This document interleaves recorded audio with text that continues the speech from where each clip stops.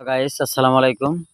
আমরা চলে এসেছি কুমড়া খেতে চলে এসেছি। আমরা কুমড়া গুলো গাছ গাছ দেখানো হয়তো চেষ্টা করতেছি, দেখতেই পারতেছেন। এটা হলো ভাদ্রা কুমড়া যাকে বলে। এটা সিজন ছাড়া সিজন একটা কুমড়া। এই সিজনে কুমড়া হয়তো একটু কম ধরে, ঠিক কম ধরলেও এটার দাম অনেক বেশি, খেতেও অনেক সুস্বাদু। এই কুমড়া এই যে দেখতেই পারতেছেন, হয়তো কেবল জালি হয়তো পড়ছে। আমরা ঘুরে ঘুরে হয়তো এখানে চেষ্টা করবো এই কুমড়া খেতে।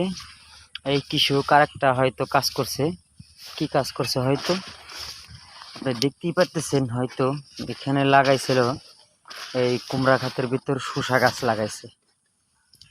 শসা গাছ এই দেখতে পাচ্ছেন, ছোট ছোট হয়তো ফুল।